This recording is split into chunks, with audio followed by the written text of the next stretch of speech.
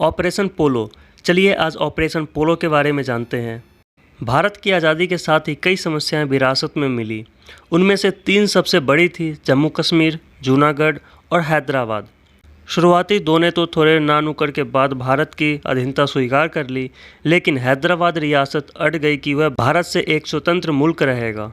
दरअसल आज़ादी से पहले हिंदुस्तान की सभी रियासतें अंग्रेज़ों के साथ सहयोग संधि से बंधी थी। इसके तहत वह अपनी सीमाओं के भीतर स्वयं शासन के फॉर्मूले पर चलती थी, लेकिन बाहरी मामलों पर अंग्रेज़ों का अधिकार था। उसके बाद ये इस बात को तय करने के लिए स्वतंत्र हो गए कि वे भारत या पाकिस्तान में से किसी के साथ रहना चाहेंगे या आज़ाद मुल्क की तरह बर्ताव करेंगे। 1948 तक सभी रियासतों ने अपनी भौगोलिक स्थिति के आधार पर भारत या पाकिस्तान को अपना मुल्क मान लिया, लेकिन सबसे शक्तिशाली और समृद्ध हैदराबाद रियासत ने इन सब से इनकार कर दिया। उस वक्त हैदराबाद के निज़ाम उस्मान अली खान थे और रियासत की बहुसंख्यक आबादी हिंदू थी। रियासत को भारत के साथ जाना चाहिए था, लेकिन निज़ाम अपने मुल्क कुलीनों से बनी फौज रजाकर के दम पर उन पर राज करना चाहते थे।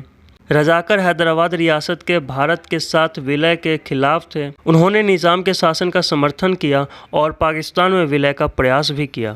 नवंबर 1947 में हैदराबाद ने भारत के साथ यथास्थिति बनाए रखने संबंधी समझौता किया, लेकिन रजाकरों के हिंदू आबादी पर बढ़ते जुल्मों सितम के कारण उप प्रधानमंत्री सरदार वल्लभ भाई पटेल ने फैसला लेते हुए हैदराबाद रियासत में पुलिस कार्रवाई करने का आदेश दिए।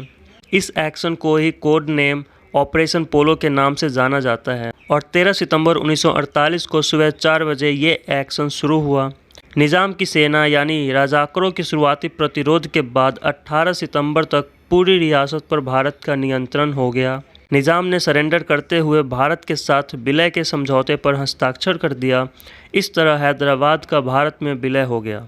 तो ये था ऑपरेशन पोलो के बारे में। आई होप आपको समझ में आया होगा। सी यू अगेन ऑन 0।